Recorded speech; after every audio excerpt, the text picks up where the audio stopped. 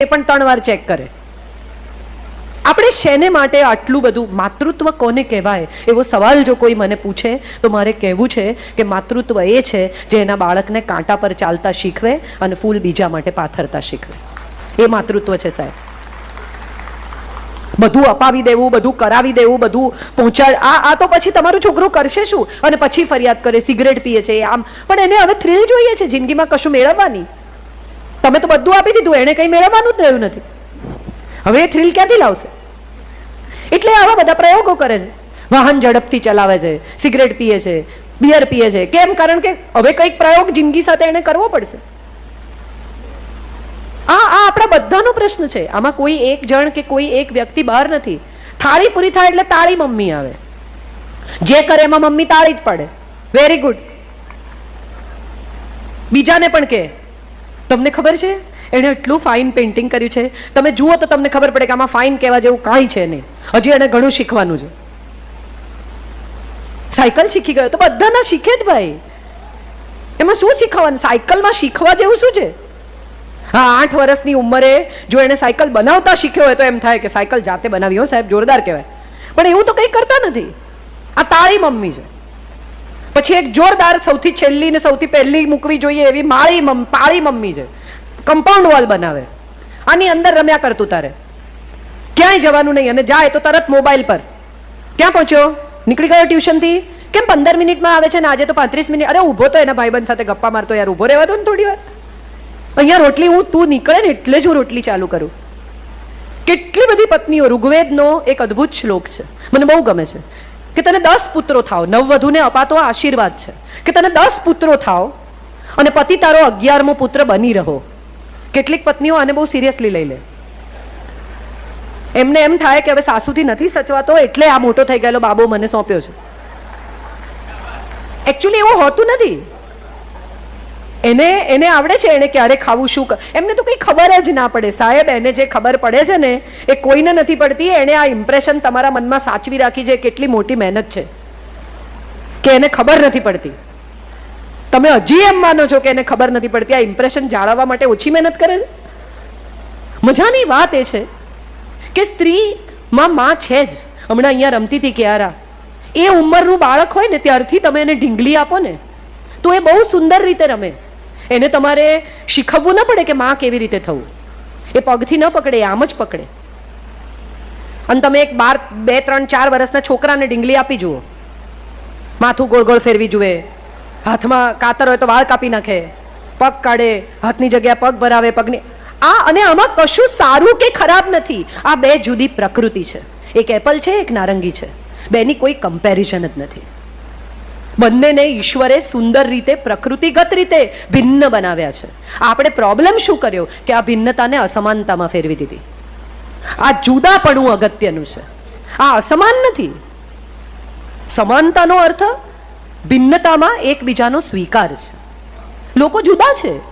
દરેક માણસ એક જ ખાવાનું ભાવે, દરેક માણસને એક જ કપડાં. અને આપણે બધા ડરેલી પ્રજા છીએ. બધા એક સરખા કપડાં, એક સરખા શૂઝ, એક સરખા દેખાવું. કોઈ અહીંયા હમણાં શોર્ટ્સ પહેરીને આવે તો કે બોલો આવા સમારંભમાં શોર્ટ્સ. એકચ્યુઅલી આ ગરમીમાં પહેરવી તો શોર્ટ્સ જ જોઈએ. છતાંય આપણે કહીએ શું કે બોલો શોર્ટ્સ પહેરીને આવ્યો. કોઈ જાતનું ભાન જ નથી. એકચ્યુઅલી એને જ ભાન છે, આપણને નથી. એને બરાબર ખબર છે કે ત્યાં શું પહેરવાનું. જુદા પડતા દરેક માણસને આપણે તરત અટકાવીએ છીએ. કેમ? કારણ કે આપણને જુદાપણું સ્વીકાર્ય જ નથી, આપણને અસમાનતા સ્વીકાર્ય છે. આપણી ભિન્નતાને જુદી રીતે ઉજાગર કરવાનો આપણને અવસર જ નથી મળ્યો અને આપણે લીધો નથી.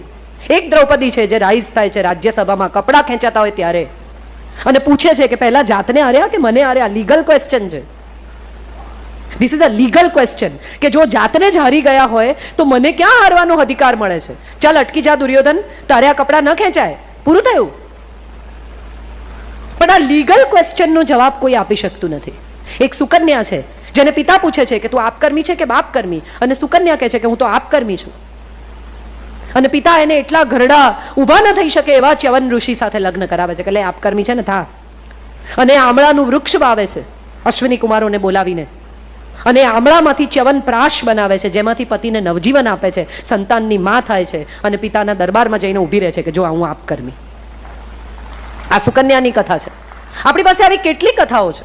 આપણી પાસે અનસુયાની કથા છે કે 3 દેવો આવે છે ને એમ કહે છે કે અમે તો નગ્ન થઈને જમીએ ભાઈ.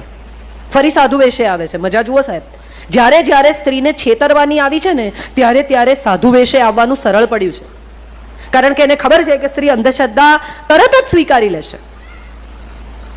આ પરિસ્થિતિમાં જ્યારે દેવો આવે છે ને એમ કહે છે કે અમે તો નગ્ન થઈને જમીએ છીએ, ત્યારે અનસુયા હાથમાં પાણી લઈને અંજલિથી પાણી છાંટે છે. 3 દેવોને 1.5-2 વર્ષના બાળકો બનાવી દે છે.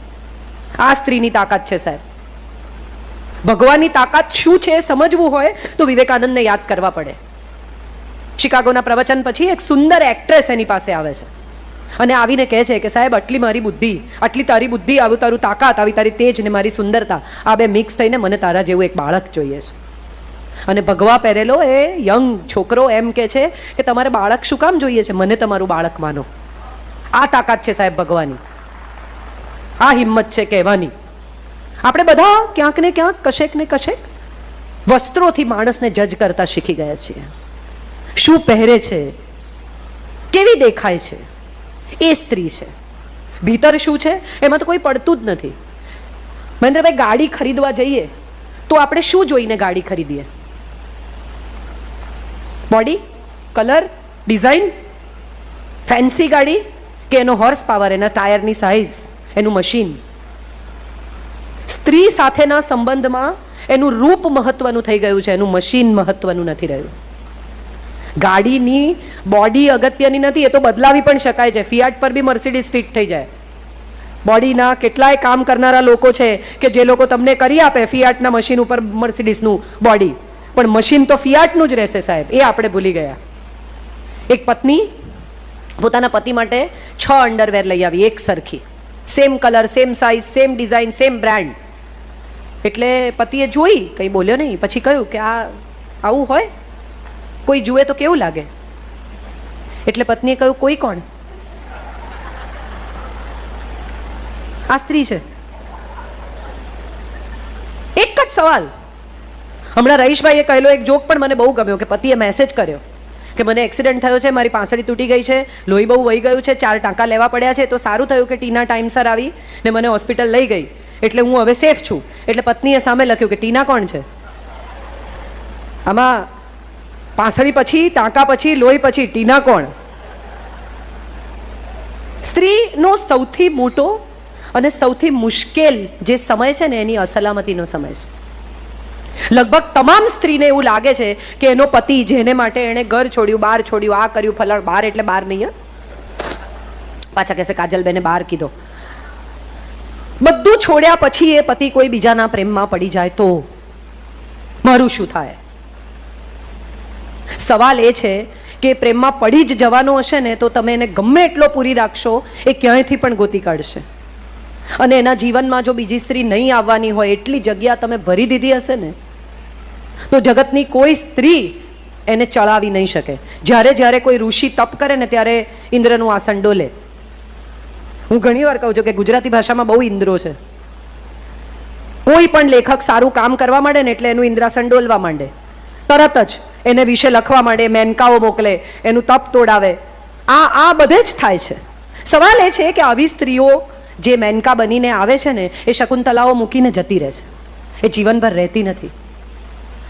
આપણે બધા જ ક્યાંક ને ક્યાંક આપણા કોન્ટ્રીબ્યુશનને ભૂલી ગયા છીએ, માટે આપણને એવું લાગે છે કે જિંદગીમાં કશું જતું રહેશે. તમે ગરમ રોટલી ખવડાવી છે, એના સંતાનોને ઉછેર્યા છે, એના મા બાપને સાચવ્યા છે, એનો સમય સાચવ્યો છે, એના સંઘર્ષમાં સાથે રહ્યા છો. તમે જ જો તમારા કોન્ટ્રીબ્યુશનનું મૂલ્ય નહીં કરો તો બીજા શું કામ કરે?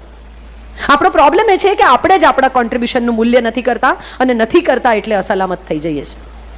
જાડી થઈ ગઈ હવે બીજી સ્ત્રી ગમશે, આંખ નીચે કુંડાળા થઈ ગયા એટલે હવે બીજી સ્ત્રી ગમશે, વાળ ખરી ગયા એટલે હવે બીજી સ્ત્રી ગમશે.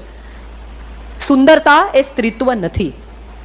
સ્ત્રીત્વ તો એ છે કે જે જગતમાં ઉજાળો કરી આપે, ઉજ્જવળ કરી નાખે વ્યક્તિત્વને. તમે ઊભા હો તો બીજાની તાકાત શું છે કે તમારી સાથે ઊભા રહે? આ સ્ત્રીત્વ છે સાહેબ. તમારા ઘરમાં પરણીને આવતી નવી વહુને આવકારવી એ સાસુની ફરજ છે. એ નવી છોકરી છે, એના મા બાપને છોડીને આવી છે, તમારી પાસેથી સ્નેહની, આદરની, વાલની, સમજણની અપેક્ષા રાખે છે. એને બદલે આપણે શું કરીએ છીએ? અમારે ઘેર ને તમારે ઘેર, તમારે ઘેર આવું ના, અમારે ઘેર તો આવું. આ એનું પણ ઘર છે જેટલું તમારું છે. તમે વિચાર કરો, તમે તો બધા કાંઠાના વિસ્તારના લોકો છો, દરેકને ગાર્ડન, બગીચો, ખેતી ખબર છે. એક છોડને ઉખાડીને બીજા કુંડામાં રોપવો હોય ને તો એની આજુબાજુની માટી કાઢવી પડે. સોઈ ઝટકીને મૂળ સાથે ન વવાય, નહીં તો મરી જાય છોડ. એ આજુબાજુની માટી છે ને, એના પિયરથી લાવેલા સંસ્કાર, એનો ઉછેર, એના વિચાર છે. એ માટી રહેવા દો, કારણ કે એ માટી મદદ કરશે એને તમારા ઘરની માટીમાં ભળવામાં, ટકી જવામાં, જીવવામાં. આમાં જયભાઈ વારંવાર દાખલો આપે છે કે તમે નવો મોબાઈલ ખરીદો અને એ મોબાઈલનો ડેટા બીજા મોબાઈલમાં ટ્રાન્સફર કરતા હો ને તો